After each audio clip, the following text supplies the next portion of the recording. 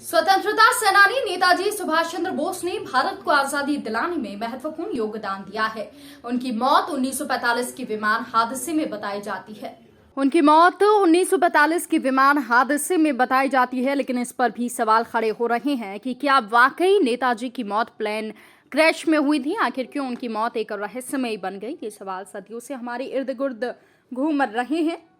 इसी पर आधारित नई web series in search of the last prime minister, ये कहना है वेब सीरीज के लेखक और निर्देशक प्रख्यात पांडे का। उन्होंने प्रेस वार्ता में मीडिया से चर्चा करते हुए बताया कि वेब सीरीज नेताजी के जीवन और उनकी वास्तविक जीवन की घटनाओं व मृत्यु के बाद एक महत्वपूर्ण हिस्सों को दर्शाती है। इसके लिए हमने खासी रिसर्च की है।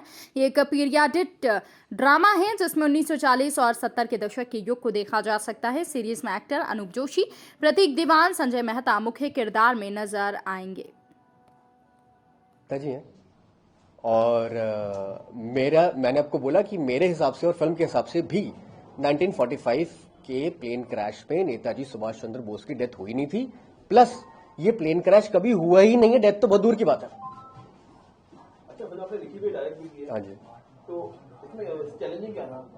बहुत चैलेंजिंग प्रोजेक्ट था क्योंकि बजट बहुत कम था मेरे पास में, और ना तो मेरे पास में कोई ऑफिस है, ना कोई असिस्टेंट डायरेक्टर था, ना कोई लॉजिस्टिक्स थे।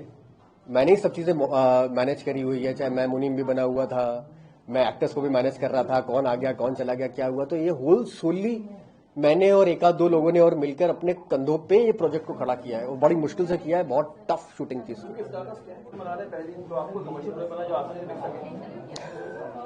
मेरा फिल्मों में आने का सिर्फ और सिर्फ यही, मैं फिल्म मेकर इसलिए बनाऊं ताकि जो सच है मैं उसको दिखा सकूं।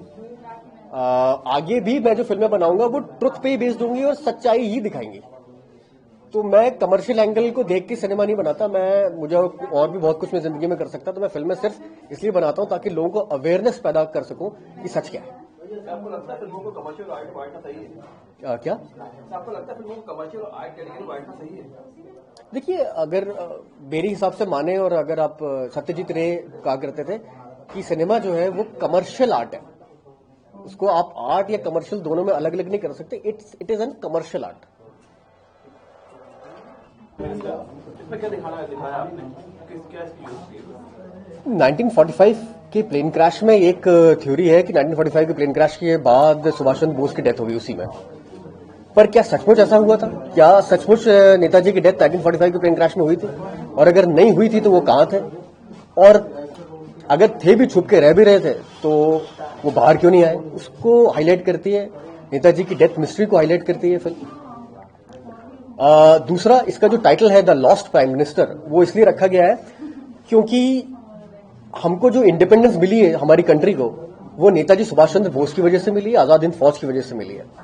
क्योंकि कोहिमा और इम्फाल पर जब अटैक किया था सुभाष चंद्र बोस ने, उसके बाद ब्रिटिशर्स ने हमारे 3 सोल्जर्स को पकड़ा। एक हिंदू थे, एक मुसलमान थे, एक सिख थे, और कहा कि हम लाल किले पे इनको फांसी पे लटकाएंगे।